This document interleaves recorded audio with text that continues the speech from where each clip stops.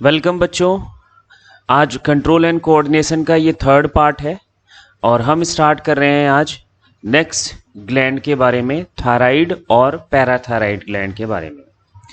जैसा आप लोगों को पता है, पीछे जो हमारे लेक्चर्स हुए हैं इंट्रोडक्शन का और उसके बाद आप पिट्यूटरी ग्लैंड के बारे में हमने डिस्कस किया, तो आप इंश्योर करें कि आप दोनों ने ये दोनों लेक्चर आपने देखा हुआ है, तो ये आपका लेक्चर क्लियर रहेगा। नहीं तो थोड़ी सी है ना दिक्कत आ सकती है, तो इसलिए आप प्रीवियस लेक्चर को पहले देखें फिर इस पे आए। ठीक है, चलिए आज हम स्टार्ट करेंगे थायराइड ग्लैंड के बारे में।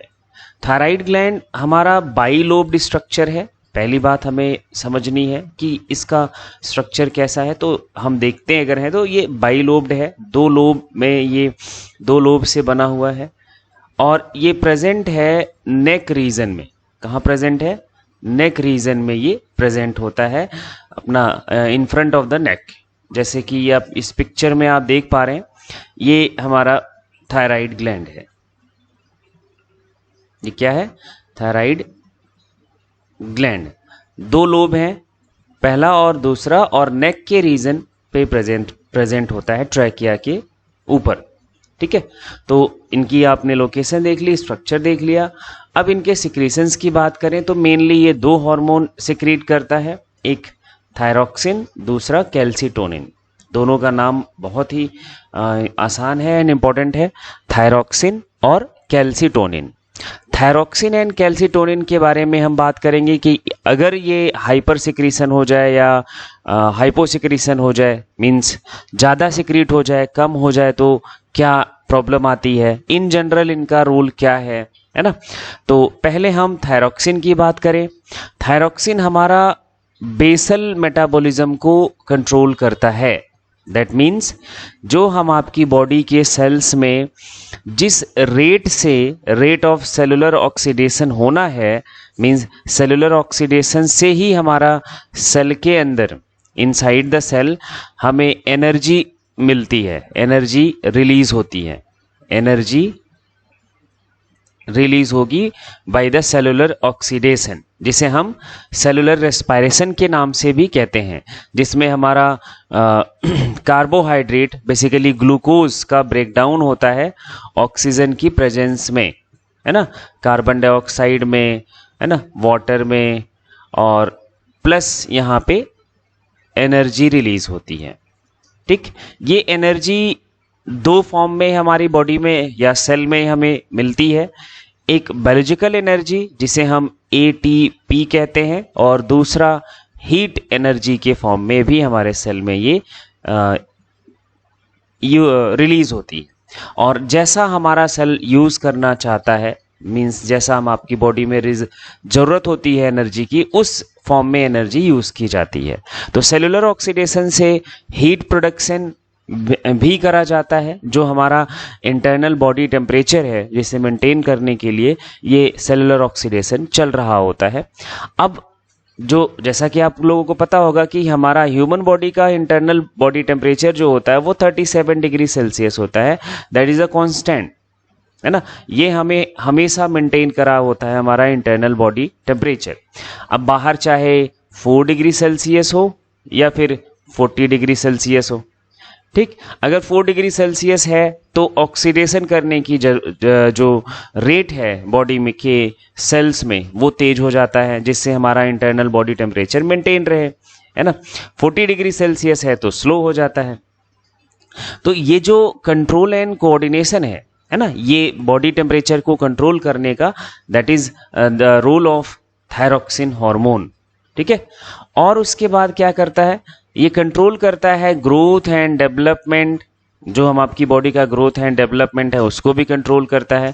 ऑसिफिकेशन को भी कंट्रोल करता है। Ossification means formation of bone. Bone के का किस रेट से फॉर्मेशन होगा उसको भी कंट्रोल करता है, फॉर्मेशन ऑफ बोन।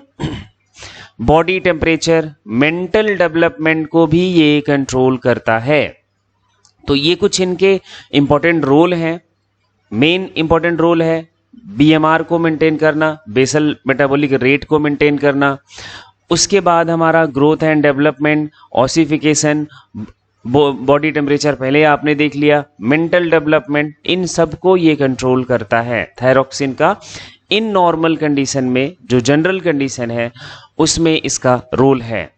अगर इसका सिक्रीशन लेस हो जाए, अंडर सिक्रीशन हो जाए, लेस सिक्रीशन हो जाए, अगर थायरॉक्सिन जितना अमाउंट में हमें थायरॉक्सिन का ज़रूरत होता है बॉडी को, उससे सिक्रीशन कम हो जाए, या जिसे हम हाइपो सिक्रीशन कहते हैं, हाइपो का मतलब होता है लेस, ठीक, रिक्वायर्ड अमाउंट से कम, तब क्या होगा? तब दो प्रॉब्लम्स आती हैं। एक सिंपल गोइटर, गोइटर को हम घेंघा के नाम से भी कहते हैं। सिंपल गोइटर जो कॉज करा जाता है, जिसकी वजह से होता है, that is the hypo secretion of thyroxine. Thyroxine का सिक्रीशन कम होने की वजह से ये सिंपल गोइटर होता है। सिंपल गोइटर में हमारा ये नेक वाला रीजन, मीन्स जो थायराइड ग्लैंड है, ये जो थायराइड ग्लैंड है ये स्वेल कर जाती है, और ये जो स्वेलिंग है ये हमें बिल्कुल विजिबल होती है, बिल्कुल नेक वाले रीजन में हम आसानी से इसको देख पाते हैं। इसमें क्या होता है? Enlargement of thyroid and visible as a swelling in the neck. Enlargement हो जाता है, साइज जो होता है थायराइड का वो बढ़ जाता है। इनलार्जमेंट का मतलब होता है increase in size, increase in size. तो साइज में इंक्रीज करने की वजह से एक स्वेलिंग की तरह हमारा जो थायराइड ग्लैंड है वो नेक वाले रीजन में विजिबल होता है, जैसा कि आप यहाँ इस पिक्चर में देख पा रहे हैं, है ना। ये पूरा रीजन स्वेलिंग की तरह बाहर आ जाता है जहाँ पे थायराइड ग्लैंड प्रेजेंट है। एंड बेसिकली जो थायरॉक्सिन का सिक्रीशन कम होता है, that is the deficiency of iodine. Iodine की डेफिशिएंसी होने की वजह से हम आपके फूड में अगर आयोडीन का डेफिशिएंसी हो जाता है तो हम हमारी बॉडी में थायरॉक्सिन हार्मोन का भी सिक्रीशन कम हो जाता है। क्यों? क्योंकि iodine is necessary for the production of thyroxine hormone, और इसलिए हमें आपको जो हमारा सॉल्ट है, जो हमारा सॉल्ट होता है उसको हम आयोडीन के साथ खाते हैं, है ना। जैसे आप अपने डेली रूटीन में जो सॉल्ट यूज़ करते हैं, अभी कई सॉल्ट की कंपनीज हैं वो वो क्लेम करती हैं कि हम आयोडीनाइज्ड सॉल्ट बेचते हैं, आयोडीनाइज्ड सॉल्ट बेचते हैं। जैसे टाटा का सॉल्ट है वो आयोडीनाइज्ड सॉल्ट होता है ना। आयोडीनाइज्ड सॉल्ट का मतलब सॉल्ट के साथ, सॉल्ट को जब भी वो बनाया गया है उसमें आयोडीन रिक्वायर्ड अमाउंट में ऐड किया जाता है, ठीक है। जो हम ट्रेडिशनली सॉल्ट के क्रिस्टल्स का यूज़ करते हैं उसमें हो सकता है आयोडीन सफिशिएंट अमाउंट में ना हो जितनी हमारी बॉडी को ज़रूरत होती है, इसलिए हमें आयोडीनाइज्ड सॉल्ट खाना चाहिए। नहीं, अगर हम लेते हैं, नहीं यूज़ करते हैं, तो हम थायरॉक्सिन हार्मोन हम आपकी बॉडी में प्रोडक्शन जो है वो कम हो सकता है, और कम हुआ तो हमें सिंपल गोइटर हो सकता है। दूसरी बीमारी होती है क्रिटिनिज्म। क्रिटिनिज्म में बॉडी का जो ग्रोथ है वो कम हो जाता है, मींस डॉर्फिज्म का कंडीशन आ जाता है। जैसा आप इन दोनों पिक्चर में देख रहे हैं, इनको डॉर्फिज्म की प्रॉब्लम है। नॉर्मल हाइट, नॉर्मल जो बॉडी का ग्रोथ है वो नहीं हो पाता है, एंड इसके साथ साथ मेंटल रिटार्डेशन भी हो जाता है। मेंटल रिटार्डेशन मींस मेंटली जो आपका एबिलिटी है, मेंटल एबिलिटी होता है वो बहुत कम होता है। इस केस में ये पूरा ये स्नाउट वाला रीजन प्रोट्रूड हो जाता है, बाहर की तरफ आ जाता है। तो ये कुछ इनके सिम्टम्स हैं जो हम क्रिटिनिज्म में देखते हैं। क्रिटिनिज्म दूसरा डिसऑर्डर है। एक और प्रॉब्लम होती है मिक्सोइडिमा। मिक्सोइडिमा में क्या होगा? Swelling in of the face and hands. जो फेस है और हैंड है, हैंड इन सेंस आप यहाँ पे ज़्यादा सही वर्ड यूज़ करोगे लिम्स। हम आपके हैंड और जो फीट, पैर हैं, दोनों में स्वेलिंग आ जाती है, फेस पर आ जाती है स्वेलिंग, और जनरल स्लगीनेस हम फील करते हैं, मीन्स हमें एकदम स्लो हो जाता है बॉडी, मीन्स जिस रेट से बीएमआर चलना चाहिए उस रेट से बीएमआर नहीं चल पाता, जिससे required amount of energy body में नहीं रिलीज हो पाती, तो ऑब्वियस सी बात है कि स्लगीनेस आएगा। स्लगीनेस मतलब स्लो, है ना, स्लो होना, प्रोसेस जो बॉडी का रिस्पॉन्स है वो स्लो हो जाता है। ये तो रही बात हम आपके हाइपोसिक्रीशन की। लेस सिक्रीशन अगर थायरॉक्सिन का हो जाता है तो ये प्रॉब्लम आती है। अगर हाइपर सिक्रीशन हो जाए, थायरॉक्सिन का सिक्रीशन ज़्यादा हो जाए, मोर सिक्रीशन हो जाए, है ना, मोर वाली कंडीशन आ जाए, ज़्यादा सिक्रीशन हो जाए, तो क्या आएगा? तब भी गोइटर होता है, बट इस गोइटर का नाम है एक्सोप्थैल्मिक गोइटर। इन दोनों गोइटर में डिफरेंस क्या है वो हमें देखना है। जब लेस सिक्रीशन होगा, हाइपोसिक्रीशन होगा, तो ऑब्वियस सी बात है कि जो बीएमआर है उसका रेट डिक्रीज करेगा। लेकिन जब ओवर सिक्रीशन हो जाएगा, ज़्यादा सिक्रीशन हो जाएगा, तो ऑब्वियस सी बात है कि बीएमआर का जो रेट है वो इंक्रीज कर जाता है ना। तो ऐसे पर्सन जिनमें ओवर सिक्रीशन की वजह से थायराइड गोइटर होता है, वो बहुत ज़्यादा इरिटेटेड होते हैं, अनस्टेबल होते हैं, उनकी बॉडी बहुत थिन हो जाती, पतली रहती है, वो बहुत मोटे नहीं होते हैं। और हाँ, जिनका बॉडी में थायराइड बीएमआर स्लो होने की मीन्स हाइपोसिक्रीशन की वजह से होता है, वो फैटी हो जाता है, उनका बॉडी फैटी हो जाता है, मोटा हो जाता है ना। आपकी सोसाइटी में एक बहुत बड़ा प्रॉब्लम है ये थायराइड का। बहुत सारे लोगों को थायराइड हो चुका है। लगभग अगर हम इंडिया की बात करें तो मोर देन 50% जो फीमेल्स हैं उनमें थायराइड का प्रॉब्लम है, ठीक है। और ये थायराइड का प्रॉब्लम की वजह से दो टाइप होता है। एक तो या तो उनकी बॉडी बहुत पतली हो जाएगी, नॉर्मल हेल्थ को मेंटेन करना मुश्किल हो जाता है, या दूसरा हो जाएगा कि उनकी बॉडी बहुत मोटी हो जाएगी। अब क्यों हो जाएगी? मोटी हो जाएगी कि जब वो हाइपोसिक्रीशन का कंडीशन में है, और बहुत पतली हो जाएगी जब वो हाइपर सिक्रीशन के कंडीशन में है, ठीक है। तो एक्सोप्थैल्मिक गोइटर में ये कुछ आप सिम्टम देख पाएंगे। स्वेलिंग तो आती है, थोड़ी आती है, लेकिन सबसे बड़ा सिम्टम होता है ये आईज, ये प्रोट्यूडेज आईज होती हैं। आई बॉल जो है वो बाहर की तरफ ऐसे निकलना शुरू हो जाता है। पर्सनैलिटी जो होती है वो बहुत इरिटेटेड हो जाती है। बॉडी बहुत नॉर्मल जो हेल्थ होना चाहिए वो मेंटेन करना मुश्किल हो जाता है। इस कंडीशन को हम मार्क कैसे कर पाएंगे? Increase in the metabolic rate, है ना। मेटाबॉलिक रेट इंक्रीज करने की वजह से चिड़चिड़ापन, बॉडी में अनस्टेबिलिटी, बहुत प्रॉब्लम आती है। रैपिड हार्ट बीट रहता है ना। एंड शॉर्टनेस ऑफ ब्रीथ हो जाती है, ब्रीदिंग का रेट बढ़ जाता है, और ब्रीथ का जो इंटरवल है वो छोटा हो जाता है। आईज बाहर आ जाती हैं एज अ आउट टुगेदर, है ना। गोइटर इन विद नेक, अगर ये नेक में गोइटर के साथ ये सारे सिम्टम्स आते हैं, है ना। मेटाबॉलिक रेट इंक्रीज होना, हार्ट बीट इंक्रीज हो जाएगा, शॉर्टनेस ऑफ ब्रीथ हो जाएगी, एंड आईज बाहर की तरफ आ जाती हैं। तो ये कुछ इनके सिम्टम्स होते हैं अगर कोई एक्सोप्थैल्मिक गोइटर से परेशान होता है तो। अब हम दूसरे हार्मोन की बात करेंगे, कैल्सीटोनिन की। हमने थायरॉक्सिन के बारे में देख लिया, थायरॉक्सिन का क्या रोल है, थायरॉक्सिन का अगर हाइपोसिक्रीशन होता है तो क्या प्रॉब्लम आएगी, थायरॉक्सिन का अगर हाइपर सिक्रीशन होता है तो क्या प्रॉब्लम आएगी। दूसरा हार्मोन थायराइड ग्लैंड का है कैल्सीटोनिन। जैसा कि वर्ड से ही पता चल रहा है, कैल्शियम, कैल्शियम से लिया हुआ है।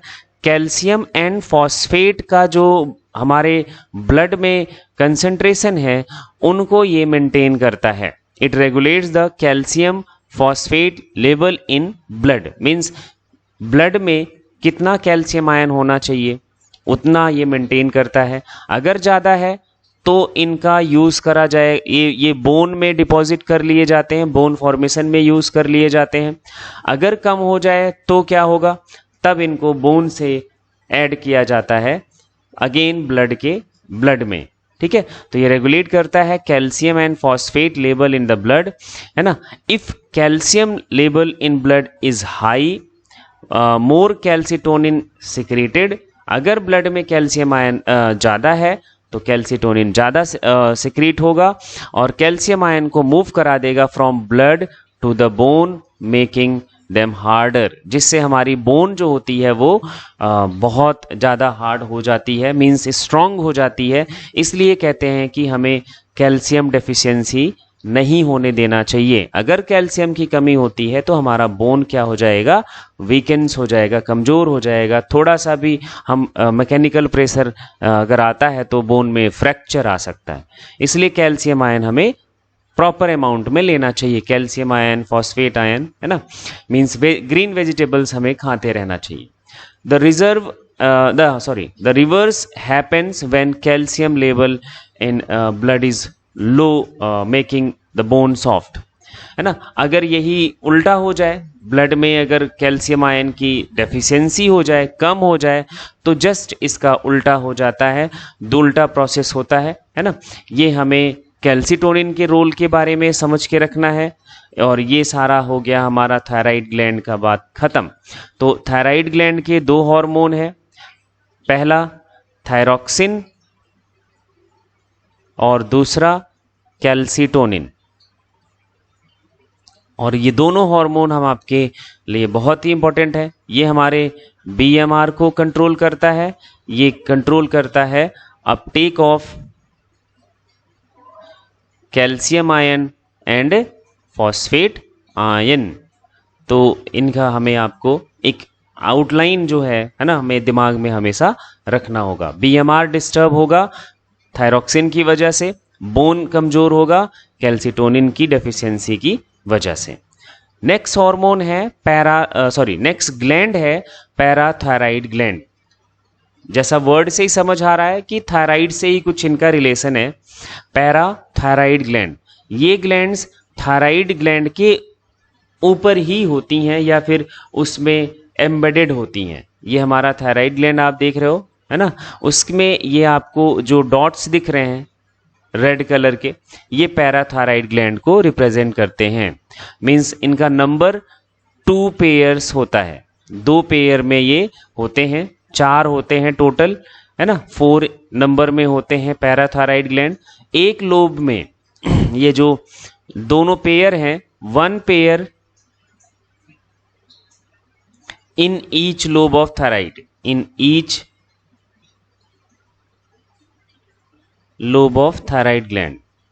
थायराइड ग्लैंड के एक लोब में एक पेयर प्रेजेंट होता है, दूसरा पेयर जो होगा वो दूसरे लोब पे प्रेजेंट होता है। There are 2 small pairs of gland wholly और partially embedded in the thyroid gland. ये कंप्लीट या फिर पार्शियली एम्बेडेड होता है थायराइड ग्लैंड में।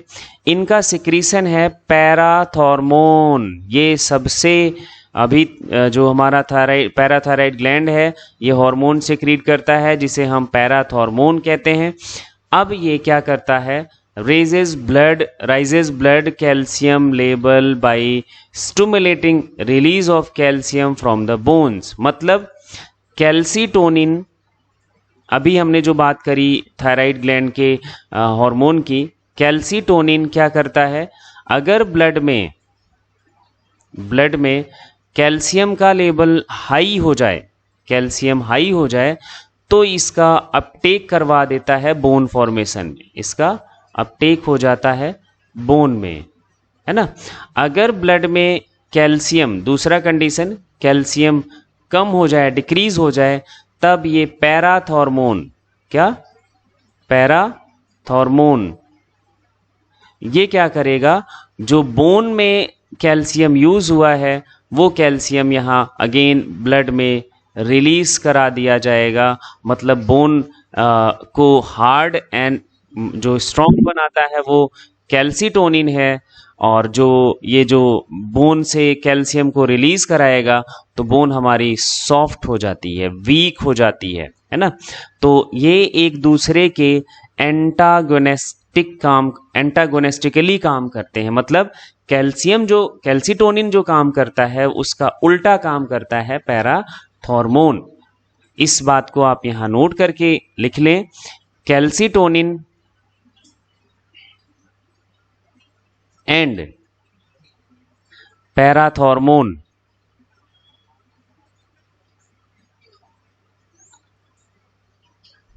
Are antagonistically antagonistic to each other, एक दूसरे के उल्टा काम करते हैं। बात समझ आ गई होगी। कैल्सिटोनिन ब्लड के कैल्शियम का अपटेक कराता है, बोन को हार्ड बनाता है ना, स्ट्रांग बनाता है। लेकिन अगर ब्लड में कैल्शियम की डेफिशिएंसी हो जाए, फॉस्फेट की डेफिशिएंसी हो जाए, तो पैराथॉर्मोन बोन का जो कैल्शियम एंड फॉस्फेट है वो ब्लड में ऐड करता है और ब्लड कैल्शियम लेवल को मेंटेन करता है, तो जिससे हमारी बोन सॉफ्ट एंड वीक हो जाती है। तो ये एक दूसरे के उल्टा काम करते हैं, अपोजिट रोल प्ले करते हैं। तो ये हमारा आज दो ग्लैंड के बारे में कंप्लीट कर लिया हमने, थायराइड ग्लैंड के बारे में और पैराथायराइड ग्लैंड के बारे में। उनका क्या हार्मोन है, क्या कंट्रोल है, क्या किस तरह से क्या उनका बॉडी के मेटाबॉलिज्म में उनका रोल है ना, क्या उनकी डेफिशिएंसी से होता है, क्या उनके हाइपर सिक्रीशन से होता है, सारा हमने देख लिया। हाँ, अब इनके हाइपर सिक्रीशन से क्या होगा ये भी हमें आपको सोच लेना चाहिए। कैल्सिटोनिन अगर लेस सिक्रीट हो जाता है तो बोन हमारी सॉफ्ट एंड वीक हो जाएंगी, है ना, ब्लड कैल्शियम लेवल बढ़ जाएगा।